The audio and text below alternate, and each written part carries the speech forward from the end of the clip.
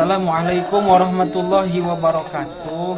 Ismahuli an uqadima nafsi ismi Najwa Fauzi Muhammad, ana talibun fil jami'ah Riyadul Ulum Tasikmalaya, wa ana min qismil luqatil arabiyyah wa adabiha. Di hadhihi sa'ah uridu an ubayyana lakum siyasatan Nabi sallallahu alaihi wasallam wa ba'dil khulafa'ir rasyidin. Insyaallah pada kali ini Fakir akan menjelaskan bagaimana aspek politik, sosial, ekonomi dan budaya pada saat masa Rasulullah SAW. Sejarah kenabian Nabi Muhammad SAW itu pada umumnya dibagi menjadi dua fase. Yang pertama itu ada fase Mekah dan yang kedua itu ada fase Madinah. Artinya aktivitas dakwah Nabi Muhammad SAW itu dimulai dari Mekah dan berpuncak di Madinah. Maka dari itu, ketika Nabi Muhammad SAW berdakwah di Mekah, beliau itu menggunakan dua metode. Yang pertama, cara beliau berdakwah adalah dengan metode intelektual. Yang maksudnya adalah Nabi Muhammad SAW merubah paham-paham orang-orang Makkah yang tadinya menganut paham politeisme menjadi paham monoteisme. Yang tadinya menganut menyembah terhadap banyak Tuhan, tapi ketika Nabi Muhammad SAW datang, maka orang-orang tersebut jadi bertauhid, menyembah terhadap satu Tuhan, yakni Allah Subhanahu wa Ta'ala.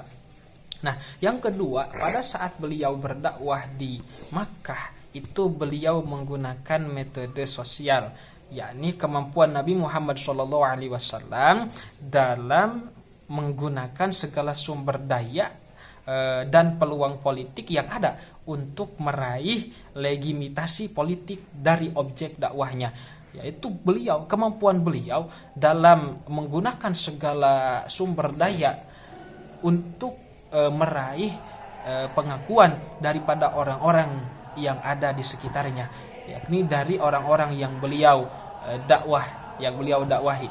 Maka tentunya pada saat tersebut Nabi Muhammad SAW memiliki fase-fase yang sangat menyulitkan, yang sangat sulit.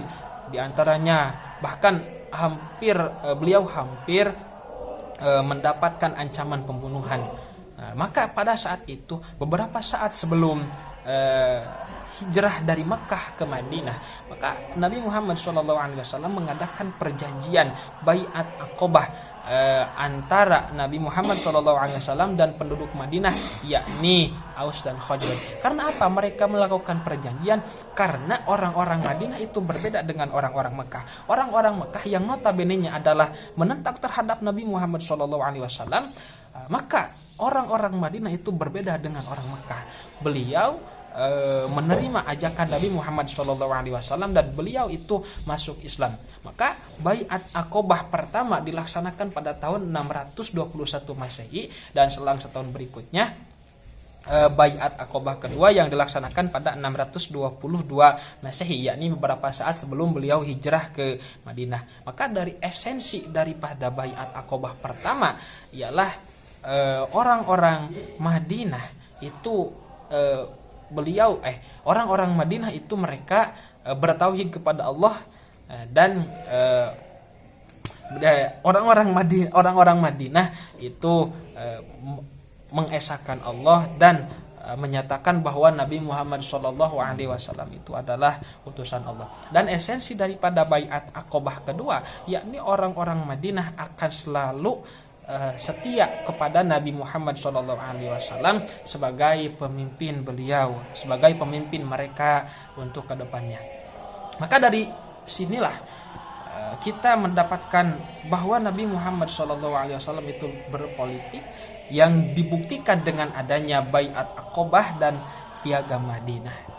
Untuk itu kepemimpinan terus berlanjut sampai kepada masa Khalifah Abu Bakar As-Siddiq radhiyallahu anhu. Untuk kali ini saya akan membahas tentang Khalifah, bagaimana keadaan kebijakan politik pada saat Khalifah Abu Bakar As-Siddiq dan perkembangan bahasa dan sastra Arab pada saat kepemimpinan beliau.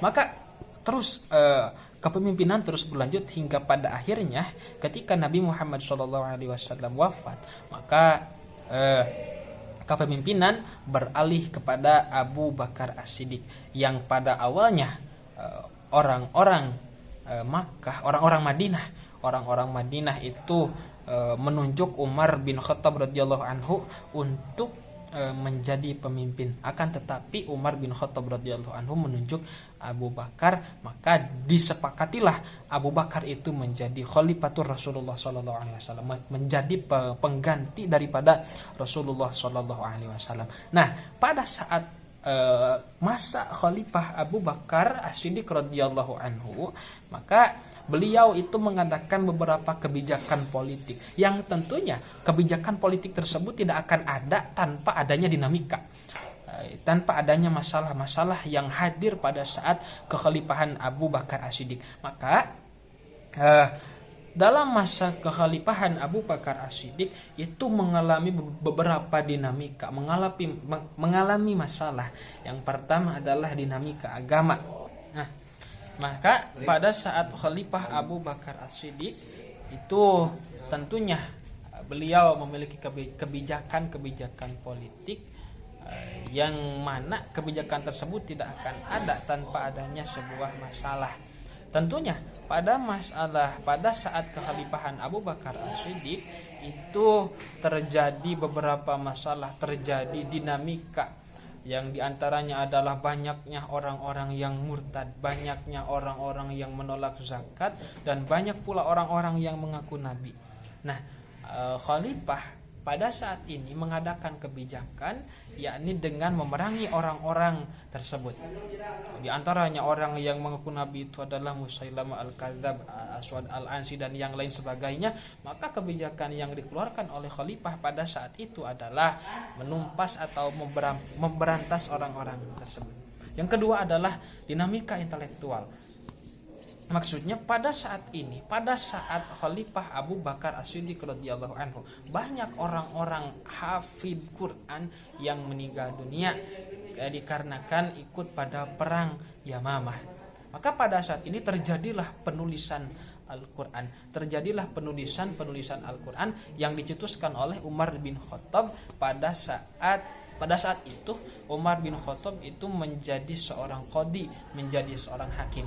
Nah, penulisan Al-Quran itu dicetuskan oleh Umar bin Khattab yang pada saat itu menjadi hakim, yang pada saat itu menjadi qadhi. Akan tetapi tetap kepemimpinan itu ada di tangan Abu Bakar As-Siddiq. Nah, maka selanjutnya ya yang akan saya bahas adalah perkembangan bahasa dan sastra Arab pada zaman beliau, pada zaman Rasulullah Shallallahu Alaihi Wasallam dan pada masa Abu Bakar As-Siddiq. Maka orang-orang Arab dahulu, orang-orang Arab jahiliyah itu yang notabene-nya mereka semua adalah ahli syair, ahli sastra.